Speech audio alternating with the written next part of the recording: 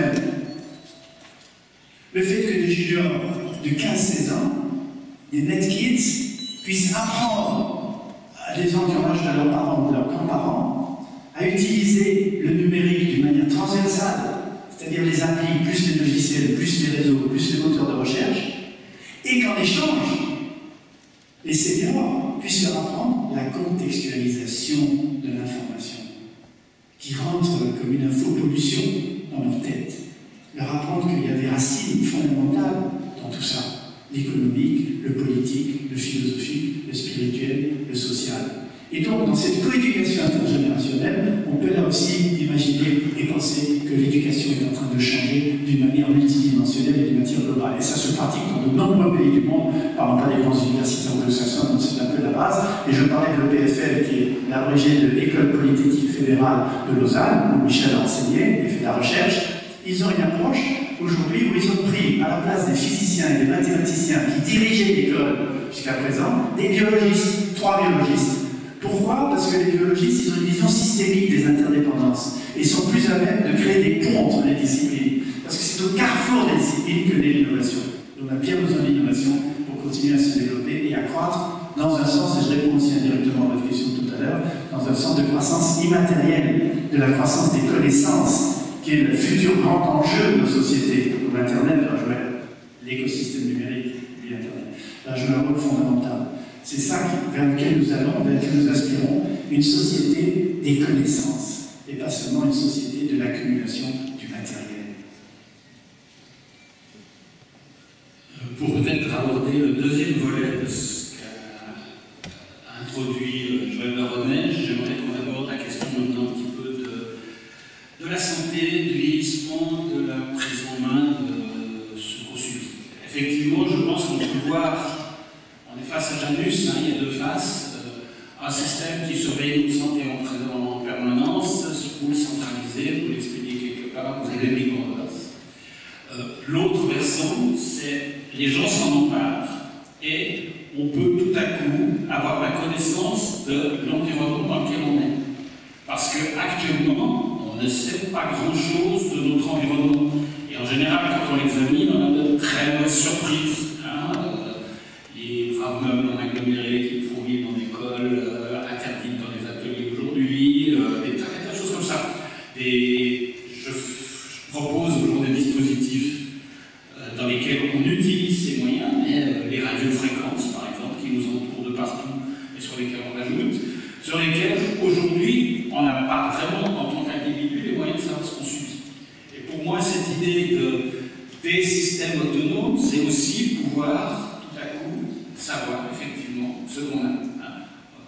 Je vais parler de femmes tout à l'heure. Par exemple, on a découvert que le Léman est un lac particulièrement surveillé, dans un univers assez riche et assez policé, et rempli de micropolluants plastiques au même niveau que la Méditerranée. Et je peux vous assurer que c'est une très bonne surprise.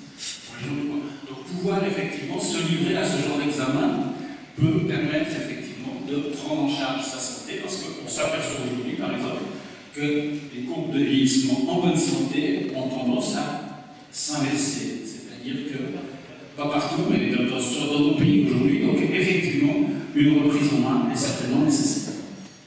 Alors, reprise en main, oui, d'abord, comprendre. Vous avez raison, Michel, on ne peut pas contrôler son corps, sa santé, l'évolution de son corps, vieillir jeune, comme je l'ai dit, si on n'est pas au courant de ce qui se passe autour de nous et de comment faire.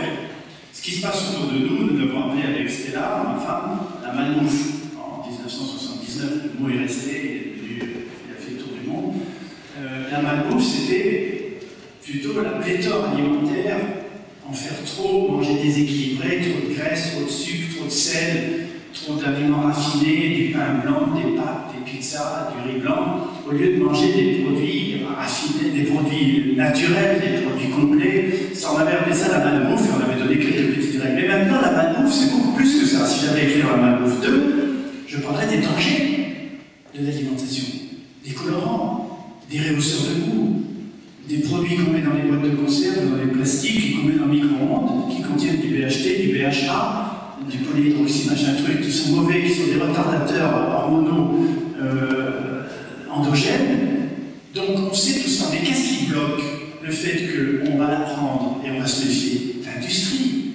Évidemment, les lobbies industriels à Bruxelles, les lobbies industriels auprès de la Food and Drug Administration américaine, ces lobbies d'une puissance extraordinaire payent des journalistes, payent des professeurs, payent des répercuteurs d'informations. Il y a des conflits d'intérêts, vous l'avez vu pour l'histoire du Mediator, vous l'avez vu, et vous allez le voir encore pour beaucoup d'autres médicaments. Il y a un sursaut en France avec l'Agence nationale du médicament qui commence à dire attention, on n'est pas très sûr que tel médecin n'était pas impliqué. Donc il y a une volonté des gens de mieux comprendre leur environnement pour mieux maîtriser leur santé. L'intérêt du bio, dont tout le monde s'est marré il y a quelques années en disant ça ne marchera jamais. Le succès du bio en Europe, en Allemagne, n'en parlons pas, ils sont plus verts que nous encore. Mais ici, c'est cher, c'est plus cher, mais les gens comprennent qu'ils préfèrent faire un petit sacrifice quelquefois financier, mais faire en sorte que ces enfants ou même se nourrissent. Ça va donner à tout le monde. Les gens vont généralement vers des aliments les meilleurs marchés, qui sont aussi les plus gras, les plus salés, les plus sucrés. Un livre qui est un best-seller aux États-Unis actuellement, mais il se vend à des millions d'exemplaires, écrit par un grand journaliste qui s'appelle Michael Moss, le prix Pulitzer. Si vous savez, le prix Pulitzer, c'est le plus grand prix qu'on peut avoir quand on est journaliste. Et son livre s'appelle tout simplement Salt, Sugar and Fat. Sel, sucre et graisse. Et il démontre comment l'industrie agroalimentaire introduit partout ces éléments pour qu'on en reprenne. On devient addict. Et qui est-ce qui a racheté pratiquement toute l'industrie agroalimentaire américaine et internationale? Philip Morris. Donc, on est manipulé par l'industrie agroalimentaire, on est manipulé par l'industrie pharmaceutique qui très intelligemment introduit des seuils à partir desquels ils ont une rente. L'idéal pour l'industrie pharmaceutique, comme pour Microsoft ou pour SFR, c'est d'avoir une rente sur vous. Alors qu'est-ce qu'ils disent? Trois choses. Au-dessus de 14,9 de tension, il faut vous traiter toute votre vie. Ah bon? Au-dessus de 1,9 g de cholestérol dans le sang, il faut vous traiter toute votre vie. Et je connais des gens qui ont 45 ans, sont en forme, qui mangent bien, ils font du sport, arrêtent des hypertenseurs, ils prennent des anticholestérols, ils prennent des statines. Au-dessus de tant de grammes de sucre dans le sang, vous avez un diabète potentiel à vous retraiter toute votre vie. Eh bien non. Archi non. Je m'excuse pour les médecins qui sont dans cette salle, je m'excuse pour les gens de l'industrie pharmaceutique qui sont dans cette salle. Non, non et non. 14,9 de tension, si vous avez 55 ans ou 60 ans, que vous faites du sport, que vous mangez bien et que vous faites attention, ça va varier. C'est cyclique, vous prenez un grand jus de grenade le matin, vous mangez des pommes avec la peau bien lavée, des pectines, vous mettez du curcuma dans votre potage le soir, et votre tension va dégringoler de 2 points en l'espace de 4-5 mois. Donc, on est manipulé parce qu'on ne connaît pas notre environnement. Et Michel avait raison de le dire. Donc, comprendre. Allez sur Google, cherchez, lisez des livres, écoutez des bons articles de journalistes. Il y a des pages dans les journaux maintenant spécialisées sur votre santé. Ce petit livre dont je viens de parler tout à l'heure est extraordinaire. Comment le meilleur médicament c'est vous, il y en a d'autres.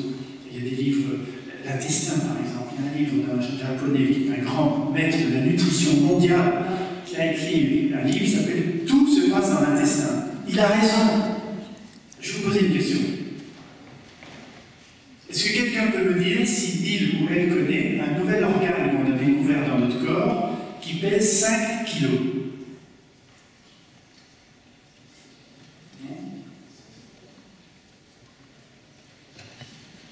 Non, pas du tout. Le microbiome. Qu'est-ce que c'est? Le microbiome, c'est l'ensemble des bactéries qui vivent dans notre corps. 100 000 milliards de bactéries, alors que nous avons 6 000 milliards de cellules. On a beaucoup plus, on est un hôtel à bactéries, positives et bonnes bactéries, qui vivent dans le côlon à 80%, sous les aisselles, dans l'amidale, dans le vagin, autour du rectum, dans le cuir chevelu. Et ces bactéries, ces petits microbes communiquent entre eux sans arrêt. Ils échangent avec nos cellules, parce que normalement ils vont être rejetés. Et ils sont en armistice avec nos cellules. Pourquoi? Parce qu'ils nous apportent des vitamines et ils contribuent à 80% de notre immunité pour lutter contre les autres microbes. Eh bien, ce que vous mangez tous les jours influence votre microbiome.